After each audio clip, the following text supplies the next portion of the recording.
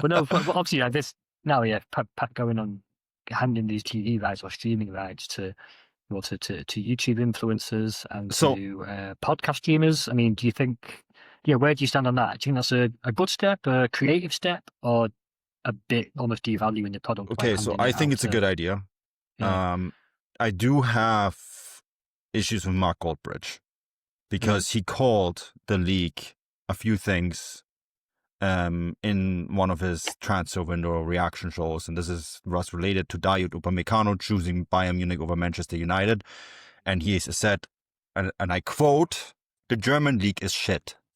And then he went on and say it's like for players going to China rather than making the step to the Bundesliga.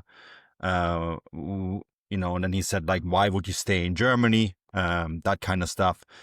And I personally think there should be no way coming back from that.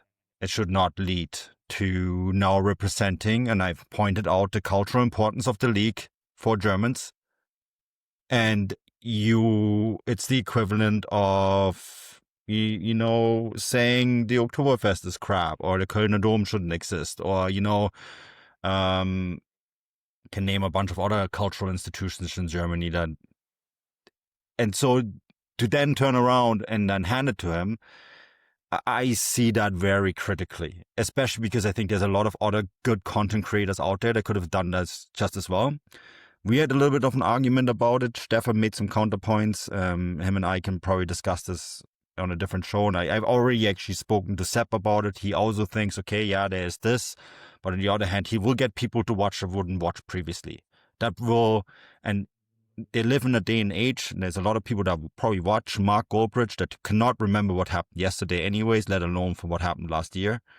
Because that is TikTok and YouTube and all that sort of thing. And I can say this with confidence on this show because most people who watch this show do not belong in that kind of category.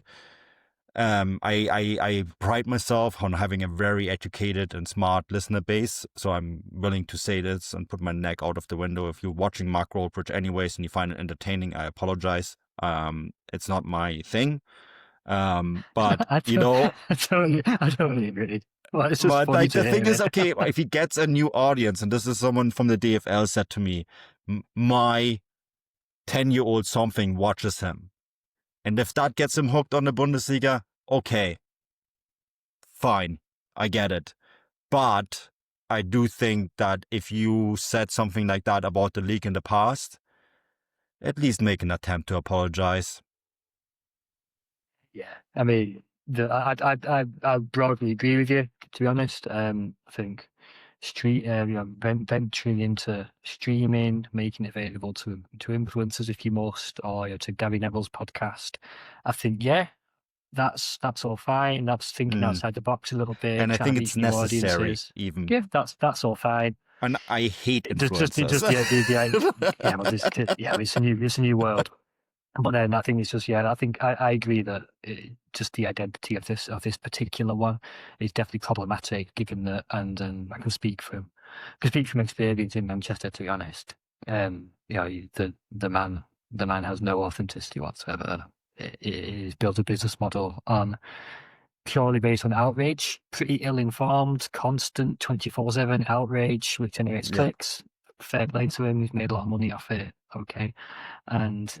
Yeah, okay. Ultimately, if the Bundesliga wants to somehow benefit from that and somehow scrape off a few views on the back of that, then go on. But I probably would have preferred slightly a different identity to whoever the influencers are. Yeah, I see the Gary Neville overlap link up a lot less problematically, and also. Yeah, some of the other the free to view on YouTube, for example, as well. Great idea. Yeah, YouTube absolutely. is king. Yeah, YouTube is absolutely. king. I mean, Absolutely. we've seen the growth of this show since we've been on YouTube. Yeah, I think we've been saying as well for years that if there's one thing the DFL could do is stop clamping down on our footage out from inside stadiums when we're there. We're doing you a favour. Yeah. And I mean, that's ultimately the flip side of all of this. And, my outrage on someone deeply offending what I think is a very important cultural institution of the country I grew up in, he will get eyeballs. and that is unfortunately the truth of the world that we currently live in. I'm 41. I grew up in a different world, but this is just how it is. And so I have to get on with it. Doesn't mean I need to like it. Yeah, well, let's just hope, and again, maybe that's down to us can we just to rationally ensure break that these. Matt, can we just rationally break this down? Because we had this question asked by a listener on the UK deal. And when I take these bits and bobs, they're now on the BBC player. Great. Good job. That is fundamentally a good thing. You got YouTube influencers with a huge reach on your side in the UK. Good job. Well done. This is a good thing. You will never get around the whole 2:30 kickoff. This is the 3:30 games in Germany because of the blackout. Not much you can do about that. That's just the reality of UK. The Premier League and Scottish football also have to fight with it. You can't get around it. Fine. The 6:30 game is now more widely available, right? It's still on Sky. And then, of course, this whole Amazon. Some people say I have to now buy my games individually for £2.69. I mean, if you really want to watch it, it's £2.69 is less than what you're paying for a coffee. Get out of here. That should be affordable. So they made it also £2.69 for Bremen Leverkusen at the weekend. That is money well spent. Yeah, that is money well spent. On Amazon, I don't know what it was on. You can't even get a pint of beer for that. So I lived in London 10 years ago and I couldn't get a pint of beer for £2.69. So I don't even want to know what it's like today. A Bundesliga game is well worth that. I think that again. I was talking to a colleague in Leverkusen earlier, just saying how we were I suppose both preaching to the choir, but just saying how much of us going for it. And I went. The example I used was obviously I was in Hamburg on Friday night for the derby, but that was for work. And then I went to Cologne, Freiburg on Sunday night, just spontaneously as a fan because I got a last minute ticket. And I thought, the ticket cost €14.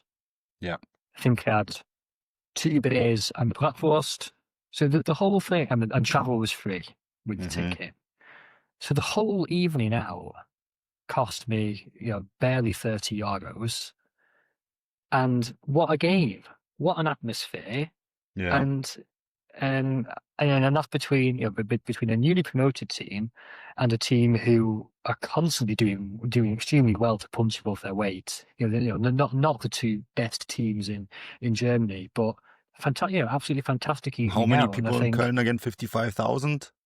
50,000, yeah. Yeah, 50,000. I mean that stadium is incredible. And I thought, that so much of that was what German football is about. And of course, Cologne is member controlled, albeit with a spun off Ausbildung. Freiburg, of course, is 100% still a entirely Mitglieder geführter Verein. They're the sorts of, and of course you had Saïd Al-Mala as well scoring for Cologne, and then a day after I think his little brother scored for the reserves. So you've got the young talents coming through as well. And I just thought so much came together that weekend, particularly Sunday night, on the pitch, off the pitch, in terms of what German football and the Bundesliga has to offer. And if the DFL, in all their debates are 50+1, if they were to focus on really pushing those unique selling points, those things that the Bundesliga had going for it, because you couldn't have had the majority of that. And that is where someone like Mark Goldbridge is worth the money, right? Because he will probably tell that story, and people will listen. Who knows? I've never watched the fella, but yeah, but he apparently went on and on about Jan Fushida at St. Pauli, right? Yeah, and another good example. And because the populist he is. Probably name half of St. Pauli's team, to be honest. They were fantastic, weren't they? Yeah. But that's the thing. And and I've said this for years, you need to find a way to sell that. We do it on the show all the time. You and I experience it on many times, Stefan as well. And it is the football. I don't think the football is going to get any worse because, Dennis Röhl was sold by St. Freiburg to Everton for 25 million, which is still mind-boggling in my mind. Or Stuttgart are not going to get very worse because of the 85 million euros that got for Voldemort. In fact, long term they're probably going to get better, right? Didn't Fjord be Magdeburg 5-4? Yeah, it's What more do you mind-blowing. want? £2.69. Brilliant. This is too. As I said, it's less than a beer. No, I think the UK deal is a good idea. I think they made the most out of a really crappy situation, and this is where I applaud the DFL. I think they thought outside the box. It was interesting. I spoke in the summer to someone who used to work for the DFL and now works for a big NFL team in Seattle. And this person said to me they need to do something and think outside of the box when it comes to the next US deal. And I think this UK deal kind of provides the blueprint for it, Matt.